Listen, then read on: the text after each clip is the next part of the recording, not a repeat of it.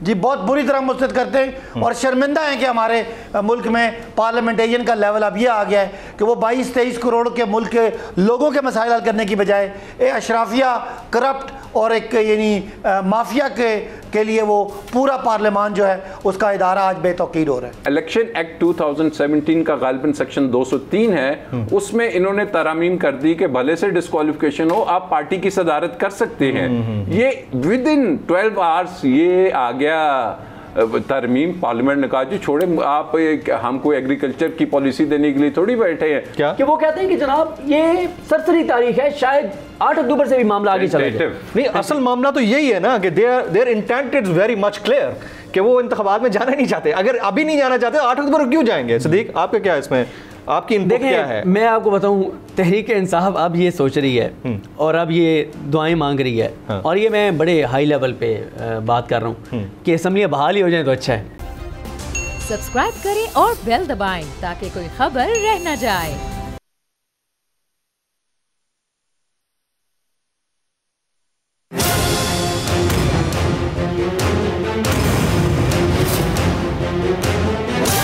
From the Islamabad studios of Bol Network, it's time for Jameel Farooqi on National Debate.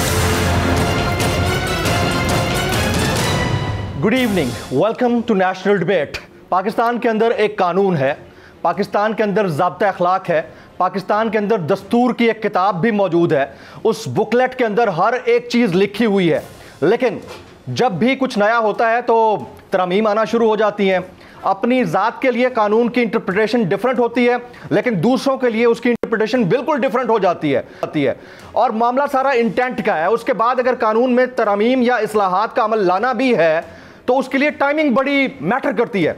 लेकिन गुज़िश्ता 24 घंटे में हमने फुर्तियां देखी हैं इस हुकूमत की। हमने ये देखा कि वो अपनी मर्जी से अदालती इस्लाहात बिल्कुल लाए, बड़ी तेज़ी से इसको प्रोसेस किया, कमेटी के सामने ले गए और नेशनल असेंबली के फ्लोर से उसको पास करा लिया गया। सदर मुमलिकत को इस कानून और तरमीम के अंदर मामलात के ऊपर एतराज़ात हैं। उन्होंने सवाल उठाया है कि जो टाइमिंग है वो बड़ी इंपॉर्टेंट है। अब सवाल यहाँ पर यह बनता है कि अपने मनपसंद लोगों के साथ बैठकर आप तरमीम करते हैं, उसके बाद उनसे अब फ़वायद किसको पहुँचाया जाता है? आम आदमी को। आम आदमी को क्या फ़ायदा पहुँचाया जी इस कानून से? ये ज़रा अगर कोई बताना चाहे तो वो फ्लोर ऑफ द हाउस पर खड़े होकर बता सकता है कि भाई आम आदमी को आप क्या फ़ायदा पहुँचाना चाह रहे हैं। क्वेश्चन मार्क है और इन्वर्टेड कॉमास में नाम आम आदमी का इस्तेमाल होता है, लेकिन फ़ायदा नवाज शरीफ साहब को होता है। यानी अपील का हक मिल गया नवाज शरीफ साहब को, यूसुफ रज़ा गिलानी साहब को, जहांगीर खान तरीन साहब को। तो फिर आम आदमी के लिबादे के अंदर ख़ास या अशराफिया को जो आप फ़ायदा पहुँचा रहे हैं उसका तमाम तर नज़ला आखिर गिरना है तो किस पर गिरना है? इस मुल्क के अंदर अगर कवानीन पास करने की ज़रूरत थी तो मिसिंग पर्सनस के मामले के ऊपर पास करने की ज़रूरत थी। आज भी मुख्तलिफ सियासी जमातों के दर्जनों अफराद अबडक्टेड हैं, उनका पता नहीं चल रहा है। यह अंदाज़ा भी नहीं लगाया जा सकता कि वो किस कर्ब में मुब्तला होंगे, उनकी फैमिलीज किस कर्ब में मुब्तला होंगी। पाकिस्तान के अंदर सहाफ़ियों की आवाज़ दबाई गई, अब भी दबाई जा रही है और मुसलसल दबाई जा रही है। उसके ऊपर कोई आवाज़ उठाने को तैयार नहीं है, उसके ऊपर कोई कानून बनाने को तैयार नहीं है। लेकिन जिस मामले से अपनी ज़ात को फ़ायदा पहुँचता है उस मामले से अपनी ज़ात को फ़ायदा पहुंचाने के लिए अशराफिया कुछ भी कर सकती है और आज भी कर रही है। आज के प्रोग्राम में इसी पर बातचीत होगी। एजेंडा डिबेट आज का जो हमारा हैशटैग है वो है कॉन्स्टिट्यूशनल क्राइसिस। मुझे जमील फारूकी कहते हैं, आप मेरा प्रोग्राम नेशनल डिबेट बोल न्यूज़ पर मुलाज़ा करते हैं।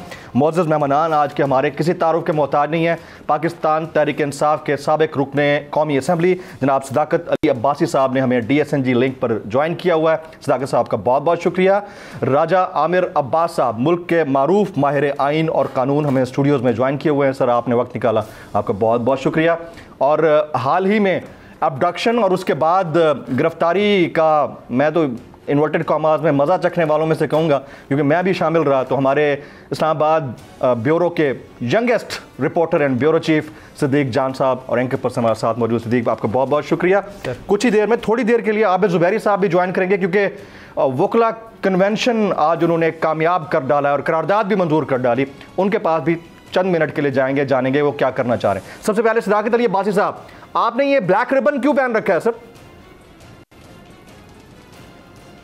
जी बहुत शुक्रिया जमील फारूकी साहब आपका और आपके चैनल का। ये आज आपको पता है कि आज 6 दिन हो गए हमारा पार्टी का एक social media activist Azhar Mashwani जबरी गुमशुदगी है उसकी, और वो पता नहीं उसको ज़मीन खा गई या आसमान, अल्लाह उसकी सेहत ज़िंदगी उसको महफूज रखे, लेकिन वो सिर्फ बोलने की पादाश में और सोशल मीडिया का जो उसके पास एक प्लेटफॉर्म है उसको इस्तेमाल करने की पादाश में उसको उठा लिया गया है। और उसकी तरह के और बहुत बेपनाह जो सोशल मीडिया एक्टिविस्ट थे उनके घरों में छापे मारे जा रहे हैं, रेड किए जा रहे हैं, कहीं बच्चों को उठाया जा रहा है, कहीं घर वालों को उठाया जा रहा है, और तकरीबन 2,500-3 हज़ार के लोग PTI के जो कारकुनान हैं, जो एक्टिविस्ट हैं, उनको उठाया और उनको पाबंद सलासल किया जा रहा है। जुल्म और बर्बरियत जो दिखाई जा रही है उसके एहतजाज में और जो हसन न्याजी के साथ किया, और ख़ास कर जो बड़ी तकलीफ दे बात है, बाकी सब की चलो कम से कम ज़िंदगी और सेहत की खबर तो है, अज़हर मशवानी की तो हमें कोई पता भी नहीं चल रहा, और एक फस्तायत की इंतहा है इस मुल्क में। तो उसके एहतजाज के तौर पे मैं ये आज ब्लैक रिबन पहन के आया हूँ और ये मुतालबा करता हूँ अदलिया से और इदारों से कि ठीक है, अगर आप बहुत जुल्म भी करना है तो ज़रूर कोई कानून, कोई तरीक़ाकार, कोई केस बनाएं, किसी अदालत में पेश करें, और उसकी गुमशुदगी जो है वो हमारे लिए नाकाबिले बर्दाश्त है। उसके एहतजाज के तौर पे मैं ये आज रिबन पहन के। चले, ये बहुत अच्छी बात है, ज़ाहिर है आपकी पार्टी को रिप्रेजेंट भी करते हैं। वैसे भी एज ए ह्यूमन बीइंग हम सब का ये फ़र्ज़ बनता है कि कम से कम आवाज़ ज़रूर उठाएं, क्योंकि पीछे एक फैमिली है, वो लोग बैठे हैं, इंतज़ार कर रहे हैं कि बंदा गया तो किधर गया। कम से कम उसकी लीगल प्रोडक्शन तो होनी चाहिए ना in the court of law, या अगर किसी थाने में है या साइबर क्राइम के पास है, किसी के पास भी हैं, तो सामने ज़रूर आना चाहिए। सर, ये अचानक से जो बिल पास हो गया कौमी असम्बली से, इसके ऊपर कॉमेंट कीजिएगा, फिर मैं सिद्दीक और राजा साहब के पास आऊँगा। देखिए, मैं सुप्रीम कोर्ट के और हाई कोर्ट के फैसले के मुताबिक इस वक्त MNA हूँ।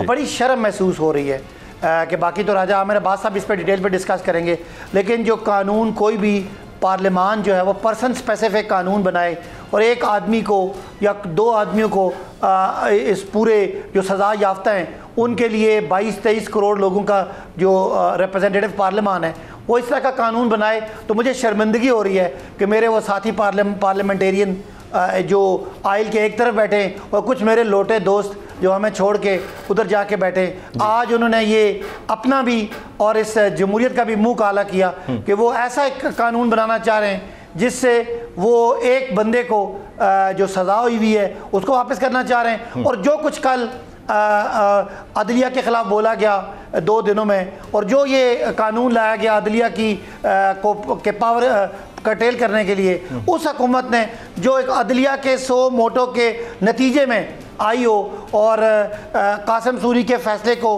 अदालत ने ओवरटर्न किया और उसके बदले में इनकी हुकूमत आई, उस हुकूमत की फस्तायत और आइन और कानून को पामाल करना और सुप्रीम कोर्ट को तकसीम करना और सुप्रीम कोर्ट की तौहीन करने का भी एक एहतजाज मैं समझ लें आज ये मेरी जो ब्लैक रिबन है ये उसके लिए भी है। तो बाकी कानूनी बात जो है आप यकसर मुस्तरद करते हैं, मैं बतौर पार्लियामेंटेरियन आज शर्मिंदा हूँ। मुस्तरद करते हैं आप लोग इसको, इस तरमीम को? जी, बहुत बुरी तरह मुस्तरद करते हैं और शर्मिंदा हैं कि हमारे मुल्क में पार्लियामेंटेरियन का लेवल अब ये आ गया है कि वो 22-23 करोड़ के मुल्क के लोगों के मसाइल हल करने की बजाय अशराफिया, करप्ट और एक यानी माफिया के लिए वो पूरा पार्लियामान जो है उसका इदारा आज बेतौकीर हो रहा है। वेरी राइट, सदाकत साहब साथ रहिएगा। राजा आमिर अब्बास साहब, मुल्क के अंदर कोई कानून है, कानून नाम की चीज़ है भी या नहीं है? लोग अब्डक्ट हो रहे हैं, घरों से उठाया जाता है, गायब कर दिया जाता है। This is not about PTI, this is about humanity. I mean कोई भी हो, उसकी फैमिली सफ़र कर रही है, बच्चे सफ़र कर रहे हैं, और मुल्क के अंदर क्या धमा चौकड़ी चलती है। 24 घंटे के अंदर यानी कानून पास हो जाता है जिसकी शायद ज़रूरत होती होगी, लेकिन उसकी टाइमिंग के ऊपर बड़ा इस वक्त क्वेश्चन मार्क। देखिए, आपने बात की कि जी हम इस वक्त मुल्क में एक कॉन्स्टिट्यूशनल क्राइसिस है। मैं समझता हूँ कि कॉन्स्टिट्यूशनल क्राइसिस तब होगा कि अगर कोई कॉन्स्टिट्यूशनल डेडलॉक हो जाए कि जहाँ पे आगे कोई रास्ता नहीं है। लेकिन अगर हम आईने पाकिस्तान को देखें तो उसमें हर चीज़ का रास्ता मौजूद है, हर चीज़ की जो पोजीशन है वो वाज़ेह है और उसमें बताया गया है कि ऐसी सिचुएशन में किसने डील करना है, और अगर कहीं पे कोई चीज़ समझ नहीं आती या अदारे इस नतीजे पे पहुंचते हैं कि जनाब इसमें आइन की जो इंटरप्रिटेशन रिक्वायर्ड है या जो अब हम एक इदारा ये कह रहा है, एक ये कह रहा है, तो आईने पाकिस्तान ने जो फाइनल आर्बिटर का इख्तियार दिया है, ऐसी सिचुएशन में सुप्रीम कोर्ट ऑफ पाकिस्तान उसका फाइनल आर्बिटर है, उसी ने फैसला करना है कि जी इसकी इंटरप्रिटेशन क्या होगी। ठीक। यहाँ पे हम क्या देख रहे हैं कि जी अपनी ताई से अदारे भी शुरू हो गए इंटरप्रिटेशन करने, अपनी ताई से शुरू हो गई कि जी गवर्नमेंट भी कि जी आइन तो ये कहता है, भाई आइन ये नहीं कहता, आइन तो सबसे बड़े जो फंडामेंटल राइट्स की बात की आपने, आइन तो उसको प्रोटेक्ट करता है, आइन तो आपको कस्टोडियन टॉर्चर की इजाज़त नहीं देता, आइन तो आपको दिया हुआ है हेबियस कॉर्पस की इजाज़त देता है कि आप पटिशन लगाइए अगर किसी को 24 घंटे से ज़्यादा किसी ने रखा हुआ है हिफ्ज़ भेजा में। आइन तो आपको कहता है कि जहाँ पे कोई प्रॉब्लम हो तो आप जाएंगे किसके पास, सुप्रीम कोर्ट ऑफ पाकिस्तान के पास, और सुप्रीम कोर्ट ऑफ पाकिस्तान को आइन पाकिस्तान की जो शिकें हैं वो रेगुलेट करते हैं और फिर उसके रूल्स एंड रेगुलेशन रेगुलेट करते हैं। ये जो आपने बात की अभी कि जी आइन में उसमें तरमीम शायद ये करना चाह रहे हैं, किसके ज़रिए आइन को चेंज करना चाहते हैं, ये एक जो आइन से नीचे की लेजिस्लेशन होती है उसके ज़रिए, जो कि एक्ट कहलाता है, उसके ज़रिए आइन पाकिस्तान को तब्दील करने की कोशिश की जा रही है मेरे नज़दीक। क्योंकि आइन पाकिस्तान आर्टिकल 191 बड़ा क्लियरली कहता है कि जो रूल्स और प्रोसीजर होंगे उसको बनाने का इख्तियार सिर्फ और सिर्फ सुप्रीम कोर्ट के पास है। Very right. और नंबर 2, अपील का राइट देने के लिए एक सब्सटेंशियल राइट है, होना चाहिए अपील का राइट, लेकिन उसमें जब तक आईनी तरमीम, क्योंकि जो अपीलेट जुरिस्डिक्शन है सुप्रीम कोर्ट की आर्टिकल 185 में, जब तक उसमें अमेंडमेंट नहीं होगी आप ये अपील का राइट किसी सब लेजिस्लेशन से जो कि आइन के नीचे हो नहीं दे सकते। आप आर्टिकल 185 में तरमीम करें और उसके लिए जो चाहिए नंबर्स, दैट इज 2/3 हमारी पार्लियामेंट में तो है नहीं।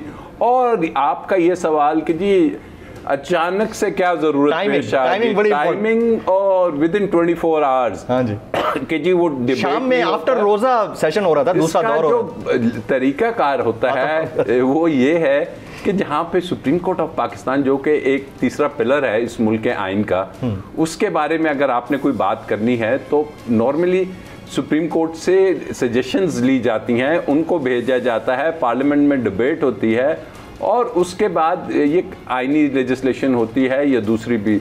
लेकिन रातों रात हमने इससे पहले भी देखी, ये कोई पहली दफ़ा नहीं हुई, और यही मियाँ नवाज शरीफ के लिए हुई थी कि जब इलेक्शन एक्ट 2017, मियाँ नवाज शरीफ साहब, इनको याद होगा, ये वहीं पे होते थे, इन्होंने डिस्क्वालीफाई हो गया पैनामा से। जी जी, आई रिमेंबर। ठीक है, जब डिस्क्वालीफिकेशन एक अपील, एक चांस तो उन्होंने किया था, वो नहीं मैं बात कर रहा। तो इन्होंने कहा कि जी ठीक है, मैं तो पार्लियामेंट का मेंबर नहीं बन सकता, तो इलेक्शन एक्ट 2017 का गालिबन सेक्शन 203 है, उसमें इन्होंने तरामीम कर दी कि भले से डिस्क्वालिफिकेशन हो आप पार्टी की सदारत कर सकते हैं। ये विद इन 12 आवर्स ये आ गया तरमीम। पार्लियामेंट ने कहा जी छोड़े, आप हम कोई एग्रीकल्चर की पॉलिसी देने के लिए थोड़ी बैठे हैं, हम कोई किसानों के लिए थोड़ी बैठे हैं, हम तो अपनी पार्टी की सदारत के लिए बैठे हैं। वो चीज़ आ गई, चैलेंज हो गई सुप्रीम कोर्ट ऑफ पाकिस्तान ने, और सुप्रीम कोर्ट ऑफ पाकिस्तान ने कहा जी भले से ये पार्लियामेंट का इख्तियार है, लेकिन पर्सन स्पेसिफिक की जो आप बात कर रहे थे,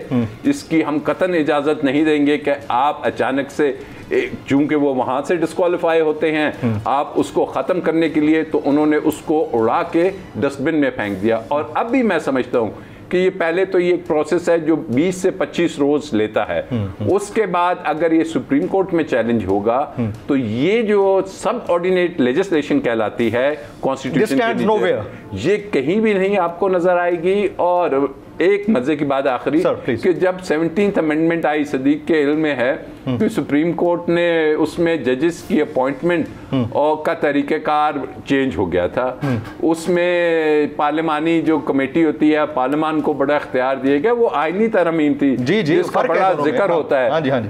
तो 18वीं तरमीम, सॉरी 18th अमेंडमेंट, हम अभी उसकी बातें सुनते हैं तो यकीन करें यही पार्लियामेंट जिसने 2/3 की, इन्होंने 19वीं तरमीम ले आए। उन्होंने कहा जी लाओ, और उस आईनी तरमीम को भी सुप्रीम कोर्ट ऑफ पाकिस्तान ने कहा कि this amounts to interference in the judiciary, और जुडिशरी की जो हमारा लेजिस्लेटिव लिस्ट है उसमें 55 नंबर पे ये है कि आप जो लेजिस्लेशन करेंगे उसमें कोई ऐसी कानून साजी नहीं होगी जो कि सुप्रीम कोर्ट की पावर्स को और अथॉरिटी को कम करेगी। ये आईने पाकिस्तान और जुडिशल पावर कम करने की कोशिश वाज़े नजर आ रही है। सिद्दीक जान साहब, आप कल भी सारा दिन सुप्रीम कोर्ट में रहे, आज भी सारा दिन सुप्रीम कोर्ट में रहे, कंट्रोवर्सी डेवलप हो रही है जिस पे आज फवाद चौधरी साहब का भी आपने स्टेटमेंट सुना होगा। तो कल स्टेटमेंट मंदोखेल साहब का हमने देखा, आज वाला स्टेटमेंट भी देखा, आप खुद वहां पर मौजूद थे। चल क्या रहा है सुप्रीम कोर्ट के अंदर? देखें, जो पार्लियामेंट में हो रहा है वो तो हम देख रहे हैं, सुप्रीम कोर्ट में क्या? देखें, मंदोखेल साहब ने कल जो बात की थी ना वो उन्होंने कर तो दी थी, लेकिन लगता है कि वो आज काफ़ी दबाव में नज़र आ रहे थे मंदोखेल साहब। अच्छा। और इसलिए उन्होंने आज बड़ी तफसील से वजाहत की कि मैंने वो कहा ज़रूर था कि हमारा इंटरनल मामला है 4-3 वाला या 3-2 वाला, लेकिन मैं अपने उस फैसले के साथ खड़ा हूँ कि ये 4 जजेस का फैसला है। देखें, उसमें एक तो आज ये हुआ कि इलेक्शन कमीशन ऑफ पाकिस्तान ने मंदोखेल साहब और मंसूर अली शाह साहब के इस दावे को मुस्तरद कर दिया कि ये 4-3 का फैसला था। उन्होंने कहा ये 3-2 का फैसला है। वाज़े तौर पे लिखा हुआ है कि 3-2 की मेजोरिटी से ये फैसला सुनाया जा रहा है। What is controversy over court order, ये कहा ना उन्होंने मंदोखेल साहब। ठीक है, लेकिन देखिए 5 के 5 जजेस के साइन जो हैं वो मौजूद हैं। ठीक है, उसके ऊपर 5 के 5 जजेस के साइन मौजूद हैं। और मुनीब अख्तर साहब ने ये बात की कि पहली बार हम देख रहे हैं कि जो जजेस अक़लियत में वो दावा कर रहे हैं कि हम अक्सरियत में, तो ऐसा जो है वो नहीं हुआ करता। और उमरता बंदयाल साहब ने भी कहा कि आप जो चीज़ इस्टेब्लिश करना चाहते थे वो इस्टेब्लिश हो गई है। वो कहना ये चाह रहे थे क्योंकि वो मीडिया सारा भागा एकदम, जब उन्होंने मंदोखेल साहब ने ये सारी बात की, मीडिया सारा बाहर भागा क्योंकि टिकट्स लिखवाने होते हैं, हमने खबर ब्रेक करनी होती है। उन्होंने कहा जो आप इस्टेब्लिश करना चाहते हैं वो हो गया। लेकिन इलेक्शन कमीशन ऑफ पाकिस्तान ने भी कह दिया कि ये 3-2 का फैसला था। बाकी जहाँ तक बात है, देखिए मसला ये है कि कल जब ये रात को इकट्ठे हुए हैं, अगर मौलाना फजल रहमान साहब की जमात के अरकान, क्योंकि नीचे मस्जिद में नमाज इशा हो रही थी, तरावी हो रही थी, वो सारा कुछ छोड़ के ऊपर पार्लियामेंट की बात कर रहे हैं, पार्लियामेंट वो ऊपर अंदर बैठे हुए थे। काश कि यही पार्लियामेंट रात के टाइम बैठती जो 12 लोगों की जानें चली गई आटे की लाइनों में लग के, उन लोगों के लिए ये बैठते। जो महंगाई हो गई, जो बेरोजगारी हो गई, तबाही हो गई, जो बर्बादी हो गई, जो लोग खुदकुशियां करें, उसके ऊपर तो बात ही कोई नहीं है। किसको नहीं पता कि आप किस लिए ये सारा कुछ लेके आ रहे हैं। एक और चीज भी मैं आपको बताऊं, देखें, क्योंकि आज चले मैं उस तरह से बात नहीं करता, मोहसिन दावर साहब की बात कर रहे हैं जो अपील का राइट मिल गया, नहीं उसमें भी चीजें की उन्होंने, मैं नाम नहीं लेता क्योंकि हम तो जाहिर है नहीं समझते कि जजेस किस तरह से नाम लेके करने चाहिए, लेकिन जरूरत नहीं। हाँ। जिन जजेस को एम्पावर करना चाहती है नून लीग, उन्हीं जजेस में से एक जज साहब के दामाद जो हैं वो टेरियान वाले केस में इमरान खान के खिलाफ वकील हैं, वही एक्टिव है यहाँ पे इसमें इलेक्शन कमीशन के केस में। अच्छा, इलेक्शन कमीशन को देखें, इनका स्क्रिप्ट लिखने वाले को बदल नहीं यार, कुछ थोड़ी सी मेहरबानी करें। जो टेरियान केस में हामिद अली शाह साहब वकील हैं, वहां पे एक गुमनाम शहरी साजिद नामी, वही इलेक्शन कमीशन ने कल वकील के तौर पे खड़ा कर दिया अपना सुप्रीम कोर्ट में। वो जो पहला वहां पे वकील है टेरियान केस में इमरान खान के खिलाफ, वो भी यहाँ पे बड़े एक्टिव हैं सुप्रीम कोर्ट में। तो मतलब थोड़ा सा तो यार कोई अकल का इस्तेमाल कर लेना, कोई तो ऐसा काम किया करें कि लगे कि यार कोई इलेक्शन कमीशन इंडिपेंडेंट है। तो आज सुप्रीम कोर्ट ने कहा ना कि बड़े जल्दबाजी में किया, और सुप्रीम कोर्ट ने बार बार कहा अगर आपने मुआवनत मांगी थी इदारों से, आपको नहीं मिली, आप हमारे पास आते। और फिर उसके बाद आज एक और बहुत बड़ा राजा आमिर अब्बास साहब वहां पे मौजूद थे उस समात में, जो बहुत बड़ा इंकशाफ हुआ कि वो कहते हैं कि जनाब ये सरसरी तारीख है, शायद 8 अक्टूबर से भी मामला आगे चलेगा। नहीं, असल मामला तो यही है ना कि their intent is very much clear कि वो इंतखाबात में जाना नहीं चाहते। अगर अभी नहीं जाना चाहते 8 अक्टूबर क्यों जाएंगे? सिद्दीक, आपका क्या है इसमें, आपकी इनपुट क्या है? मैं आपको बताऊं, तहरीक इंसाफ अब ये सोच रही है और अब ये दुआएं मांग रही है। हाँ। और ये मैं बड़े हाई लेवल पे बात कर रहा हूँ कि असम्बलियाँ बहाल ही हो जाए तो अच्छा है, लेकिन वो भी आज अच्छा। एक मीटिंग हुई है तहरीक इंसाफ की जिसमें रिग्रेट है कि उन्होंने गलत किया या ये 2 असम्बलियाँ तहलील की। तहरीक इंसाफ वो बिल्कुल ठीक कहते हैं कि आइन को मद्देनजर रख के उन्होंने फैसला किया था, लेकिन यहाँ पे आइन तो है नहीं, यहाँ पे तो जंगल का कानून है। आप ये कह रहे हैं कि असम्बली बहाल हो जाए तो हमारी बचत है, लेकिन आज चीफ जस्टिस ने कह दिया कि असम्बली जो है वो बहाल नहीं होंगी और मामला आगे जाएगा। लेकिन ये भी मैं आपको बता दूं, सुप्रीम कोर्ट तारीख दे भी दे, इलेक्शन नहीं होगा, चाहे कोई और सिस्टम डिटेल हो जाए। सिद्दीक जान साहब, ये मैं 9 अप्रैल गुज़िश्ता साल 9 अप्रैल के बाद से कह रहा हूँ कि इनकी कोई इंटेंट नहीं है इलेक्शन कराने की, क्योंकि सुप्रीम कोर्ट का ऑर्डर आ गया था। उसके बाद भी हम कह रहे थे 30 अप्रैल को भी नहीं जाने, ये पिछले साल की बात है। तो हमारे पास टाइम है जी फर्दर, मैं क्वेश्चन कर रहा हूँ या ब्रेक ले लूँ?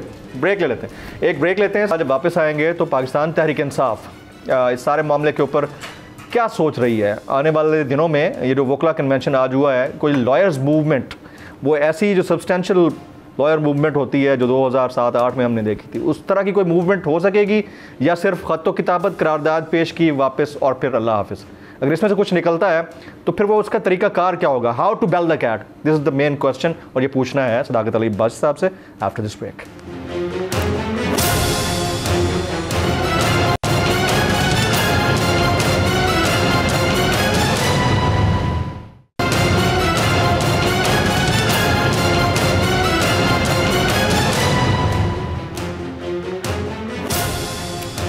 Welcome back. मैं अपने तमाम मौजूद मेहमानों को एक बार फिर से खुश आमदीद कहता हूँ। सदाकत अली अब्बासी साहब, ब्रेक से पहले मैं सवाल छोड़कर गया था। बड़ा वकला कन्वेंशन हुआ, एक रेजोल्यूशन पास हुई है, अच्छी बात है, बहुत ज़बरदस्त बात है कि अदलिया की आज़ादी और जुडिशल पावर को इंटैक्ट रखने के लिए आज सदर supreme court bar association Abid Zubairi साहब ने और बाकियों ने मिलकर एक करारदाद मंजूर कर ली है। लेकिन आप लोग क्या एक बड़ी लॉयर्स मूवमेंट को निकलवा पाएंगे जो 2007-8 में हमने देखी थी, या फिर नशिस्तन गुफ्तन बर्खास्तन वो वाला सीन होगा? देखें जमील साहब, अगर आइन टूटता है और इलेक्शन 90 दिन से आगे जाते हैं तो ये कोई खाली पीटीआई का मसला नहीं है। पूरे मुल्क में आपको पता है कि एक दफ़ा जस्टिस मुनीर की मिसालें दी जाती हैं कि उन्होंने नज़रिया ज़रूरत लगाया था और आज तक लोग उसको कंडेम कर रहे हैं। तो फिर अगर मुल्क में अगर आइन नहीं है और मुल्क में जमहूरियत नहीं है तो फिर तो मेरा ख्याल है सब लोगों को इस पर सोचना पड़ेगा। और जैसे हालात लग रहे हैं वो यही है कि वो पूरी कोशिश कर रहे हैं माफिया कि उनको इक़्तिदार मिला है तो वो ये अभी भी इलेक्शन ना कराएं और अक्टूबर में भी ना कराएं और सारी ज़िंदगी इलेक्शन ना कराएं। एक दफ़ा अगर ये लिमिट क्रॉस हो गई कि जी इलेक्शन नहीं हो सकते किसी वजह से, और वजूहत क्या है कि जी हुकूमत के पास पैसे नहीं है और इंसानी यानी वसाइल नहीं है और उनके पास हिफाजत का सिक्योरिटी का बंदोबस्त नहीं है, ये तो वो बहाना है जो किसी वक्त कोई भी लगा सकता है। तो वो उसमें वकला निकले, पीटीआई ने फैसला किया है कि हम वकला के पीछे चलेंगे, वकला इसको लीड करेंगे, क्योंकि इससे पहले भी जब ये आइन और कानून की बात होती है तो वकला लीगल फ्रेटर्निटी हमेशा आगे होती है। और हम समझते हैं कि पॉलिटिकल पार्टी के तौर पे हम निकलेंगे, आज़ाद शहरी भी निकलेंगे, मीडिया भी निकले और लोग भी इसको प्रेशराइज करें। अदलिया को इस वक्त बड़ा प्रेशर है उन पर, ये उनको डिवाइड करने की कोशिश कर रहे हैं, ये उनको अच्छे और बुरे में तकसीम करने की कोशिश कर रहे हैं और ये अपना जो भी डमी पार्लियामेंट्री जो उनका एक बिज़नेस है उसके ज़रिए भी अदलिया को प्रेशराइज करना, उनको उनकी पावर को कटेल करने की कोशिश कर रहे हैं। ये सब कुछ एक बात से है कि वो इलेक्शन से भाग रहे हैं जो एक पॉलिटिकल पार्टी का बुनियादी काम होता है। तो मैं नहीं समझता कि ये कर पाएंगे क्योंकि अभी आवाजें हो गई हैं। सदाकत साहब, आपको ये इलेक्शन से भागने वाली बात लग रही है या इलेक्शन से भागने से नेक्स्ट लेवल की बात लगती है? यही नवाज शरीफ साहब को अपील का राइट मिलने जा रहा है और आने वाले दिनों में मामलात ऐसे होंगे कि इलेक्शन अगर होता भी है, अव्वल तो होते हुए नजर नहीं आता, इवन इन अक्टूबर 2, अगर ये होता भी है तो उसको हाईजैक करने की तैयारी नहीं हो रही। आपको ये नहीं लगता अब ये तो चीजें नेक्स्ट लेवल पे जा चुकी हैं? देखें जो तक कानून बना है और उस पर नवाज शरीफ फारिग बरी हो सकते हैं कि नहीं हो सकते, ये तो बेहतर है कि राजा आमिर अब्बास साहब इसको बेहतर कमेंट कर सकते हैं। लेता हूं मेरी समझ के मुताबिक तो ये है कि ये कानून बना है, अभी इसके बहुत सारे और प्रोसेसेस हैं और ये कानून अभी तो प्रेसिडेंट के पास जाना है, अभी तो सेनेट में जाना है, फिर प्रेसिडेंट के पास जाना है, फिर इसको मेरा ख्याल है सुप्रीम कोर्ट भी स्ट्राइक डाउन करेगी क्योंकि ये ज़ाहिर है पर्सन स्पेसिफिक एक बंदे के लिए बनाया गया। लेकिन जो दूसरी बात है वो ये कि इलेक्शन नहीं होते तो फिर जाहिर है समझ लें कि मुल्क में जमहूरियत नहीं है और ये मेरा नहीं ख्याल कि इनके लिए कोई इतनी ये ईजीली लोग हजम करने देंगे। पाकिस्तान के लोग समझ चुके हैं कि ये चोरों को टोले को लाया इसलिए गया था कि पाकिस्तान आइन और कानून और जो अवामी हुक्मरानी है उसको बुलडोज करना और साथ साथ जो इंसानी हकूक़ का इस वक्त आलम है, जो इस वक्त सियासी हकूक़ की राइट्स की बात है, जो इस वक्त मईशत का हाल है, जो ओवरऑल मीडिया और आवाज़ें बंद करने का जो मामला है, ये हर चीज़ जो है वो एक बंद गली की तरफ जा रही है। हमें एक ही उम्मीद है, वो है अदलिया और पाकिस्तानी लोग जो है वो अदलिया के साथ खड़े हैं, वो फैसले करेंगे तो इंशाअल्लाह पाकिस्तान भी सुरखरू होगा, जमहूरियत भी सुरखरू होगी और ये माशरा आगे भी जाएगा, वरना मुझे खासे हालात मुश्किल नजर आ रहे हैं। अच्छा, बंद गली की तरफ हालात जा रहे हैं या कहीं ऐसा तो नहीं कि आप लोग यानी पीटीआई बंद गली की तरफ जा चुकी है? ऐसा तो नहीं है। देखें जमहूरियत में जमहूर सब कुछ है और ये आप कोई भी सर्वे उठा के देख लें, आप खुद भी बड़े जहांदीदा आदमी हैं, जर्नलिस्ट हैं और एक सोशल एक्टिविस्ट हैं, आपको खुद ही पता है कि जब जमहूर के पास फैसला गया तो कोई जो है ना बंद कमरों वालों की ताकत चलेगी नहीं। हाँ, अगर ये इलेक्शन में करवाएं, मार्शल लॉ लगवा दें तो जमहूर वो जिसको आप आम शख्स कहते हैं या वो जमहूर वो है दूसरा जिससे वो डिबरियां कसी जाती हैं, वो जमहूर तो नहीं है? नहीं, वो नहीं देखें, हालात तो ऐसे बने हुए हैं भाई। आप किसी के भी बस में ये बात रही है, नहीं, आप किसी के भी बस में कोई अगर गलत फहमी में है तो वो गलत फहमी दूर कर दे। पाकिस्तानी लोग समझ चुके हैं, एक आम आदमी जो दरमियाना पढ़ा लिखा है वो भी सारे निज़ाम को समझ चुका है। मैं देहाती इलाके का इलेक्शन लड़ता हूँ, मैं आप बता रहा हूँ, देहात में भी, गाँव में भी लोग जो है, वो जो बुजुर्ग लोग हैं वो भी सारा निज़ाम समझ गए। इमरान खान ने और कुछ किया कि नहीं किया, इस निज़ाम को इतना नंगा कर दिया है कि हर आदमी आप समझ रहा है कि ये उसका राइट है, उसका मुल्क है, उसका टैक्स है, और उस पर कोई आदमी भी उस पर ज़बरदस्ती का अपना कब्ज़ा रख नहीं सकता। लिहाजा अल्टीमेटली जमहूर की आवाज़ आनी है, और वो जमहूर है जिससे जमहूरियत बनती है। किसी और जमहूर को ना मैं समझता हूँ और ना मैं मानता हूँ, और ना कोई किसी से हम खौफजदा हैं। वेरी राइट, आप साथ रहिएगा। राजा आमिर अब्बास साहब, योर टेक, अभी आप सुन रहे थे। देखें, अभी बात हो रही है कि जी आपने भी शायद बात की, सिद्दीक ने भी कहा कि जी इलेक्शंस नहीं होंगे। अपेरेंटली तो यही लग रहा है, इंटेंट से। ये एक ऐसी बात है कि जिसका मतलब है defines of the orders of the supreme court of Pakistan. इसमें कोई जजेस की वो जो आपस का मसला है वो भी नहीं है। 90 डेज या इलेक्शन होने की हद तक लाहौर हाई कोर्ट से लेकर सुप्रीम कोर्ट तमाम के ऑर्डर्स मौजूद है।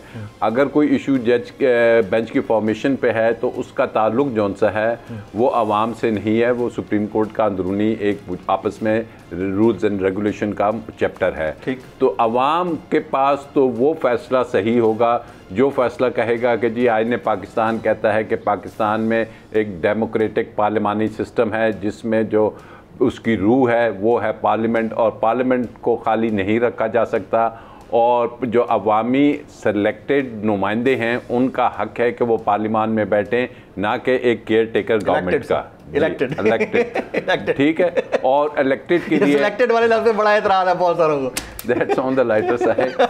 तो उसके लिए जो वो रास्ता है वो है। हालात तो ये है, पिछले 75 साल में सब जितनी बड़ी पॉलिटिकल फिगर्स हैं वो सब यही कहते हैं कि इंतखाबात तो कोई भी फेयर एंड फ्री नहीं हुए आज तक सर। पाकिस्तान के अंदर फेयर एंड फ्री आप दुरुस्त कह रहे हैं कि जो हारने वाली जमात है वो हमेशा से कहती रही, लेकिन बात है कि इंतखाबात कराइए तो सही। यही बात ये सुप्रीम कोर्ट में 2 दिन से हो रही है कि वो कह रहे हैं कि हमने इंश्योर करना है कि फ्री एंड फेयर इलेक्शंस हो, और अगर बड़े आराम से कह दिया जाता है कि जी सुप्रीम कोर्ट ऑर्डर भी कर दे तो इम्प्लीमेंट नहीं होगा।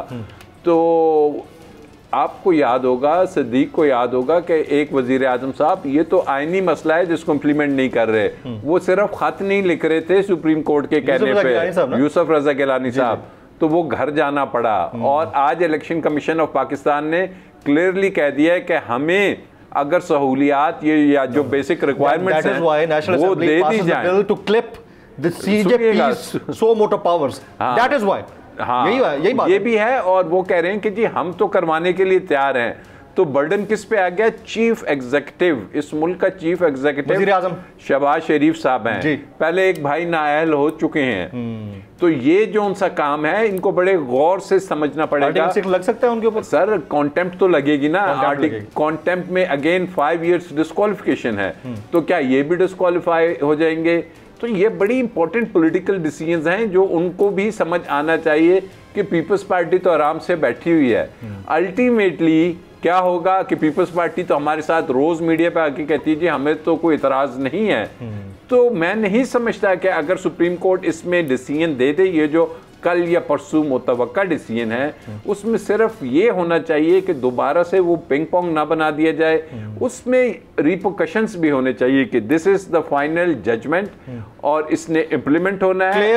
और in case non implementation then आईन पाकिस्तान, चाहे उसमें आर्टिकल 5 है, 6 है, 203 है, जो भी है, 204 है, जो भी है, उसके तहत फिर कार्रवाई के लिए तैयारी पकड़ें। और मैं समझता हूँ कि let's be on the positive note. I do not agree with Siddiq Jan के इलेक्शंस नहीं होंगे, इंशाल्लाह इलेक्शंस नजर आ जाए। सर, हमें तो हमारी ख्वाहिश है हो जाए। सिद्दीक जान साहब, इलेक्शंस नदारद इस वक्त तक की जो सिचुएशन है, पीटीआई वो घर बैठी हुई है और उनके बड़ी मायूसी है।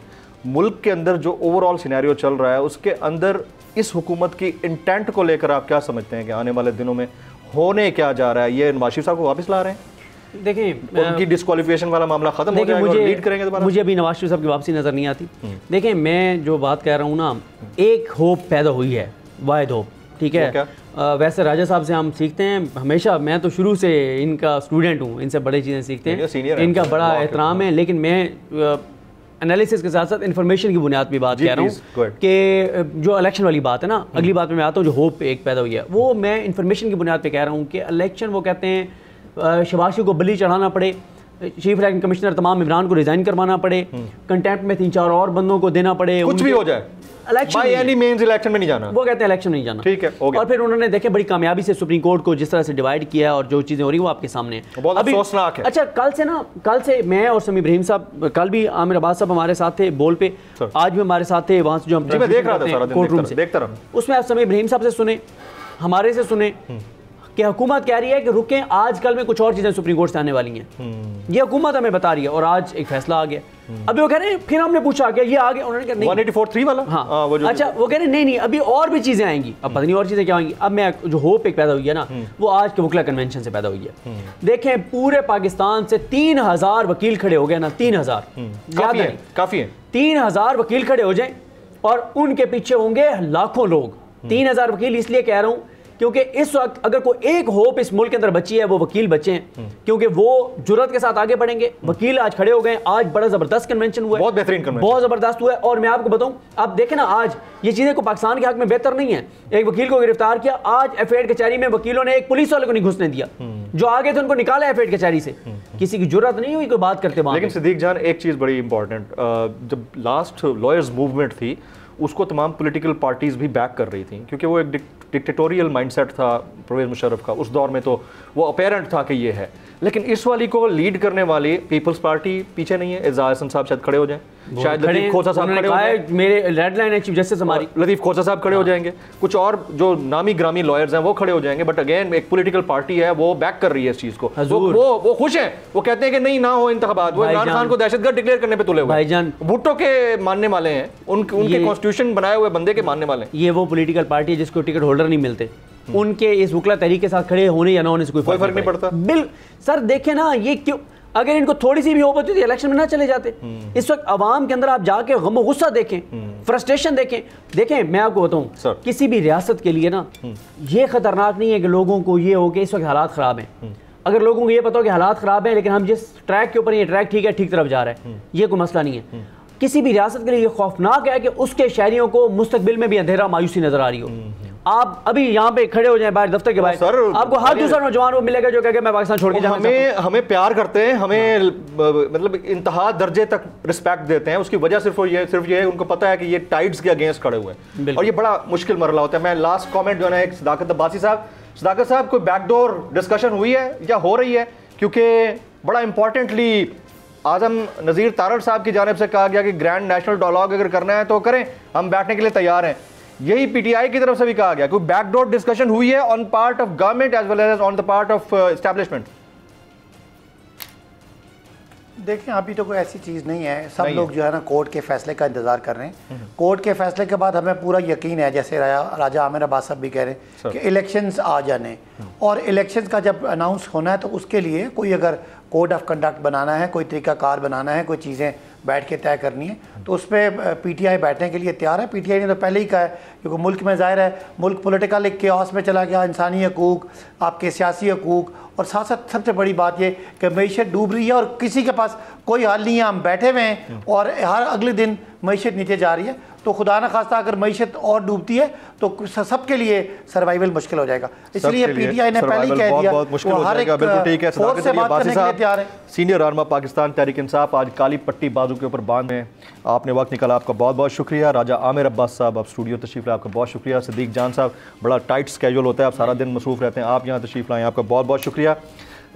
आबिद ज़ुबैरी साहब कमिटेड थे हमारे साथ, लेकिन वो कहीं मसरूफ़ हैं तो इस वजह से कॉल नहीं ले रहे थे। बहरहाल उन्होंने आज बेहतरीन कन्वेंशन ऑर्गेनाइज़ करने में कामयाबी हासिल की। आने वाले दिनों में देखना है ये सारे मामला किस हद तक आगे बढ़ते हैं। एक चीज़ बड़ी इंपॉर्टेंट है, जो लोग एबडक्ट हुए हैं, जो गिरफ़्तार हैं, उनसे ज़रा उनका मामला डिफरेंट है। उनकी फैमिलीज़ उनका वेट कर रही हैं, उनके चाहने वाले प्यारे, उनकी पॉलिटिकल पार्टीज़, अगर ये नॉन पॉलिटिकल पार्टी मेंबर्स हैं, उनका भी वेट हो रहा है। तो खुदा का वास्ता अगर कहीं वो किसी के पास हैं तो उनकी कम अज़ कम प्रोडक्शन बहुत ज़रूरी है कोर्ट ऑफ लॉ के सामने। ये कानून बुनियादी हक देता है, इंसानी हक है उसके पास, और ये लीगल मैटर है, इसको देखना चाहिए। आज की नेशनल डिबेट से इतना ही। जमील फारूकी को इजाज़त दीजिएगा।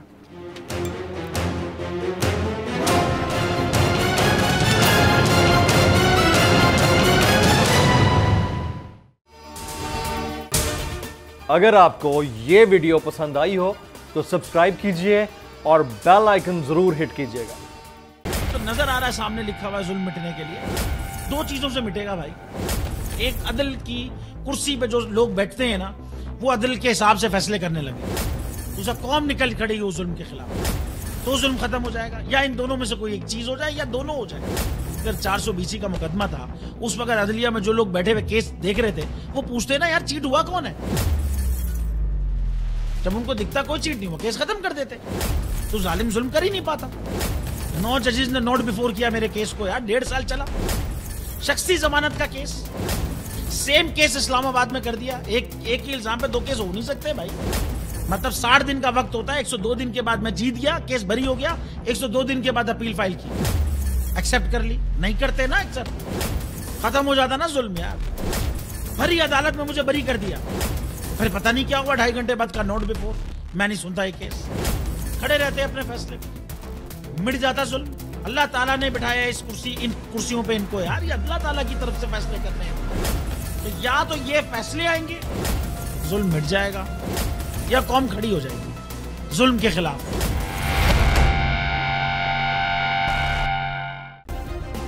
सब्सक्राइब करें और बेल दबाएं ताकि कोई खबर रह न जाए।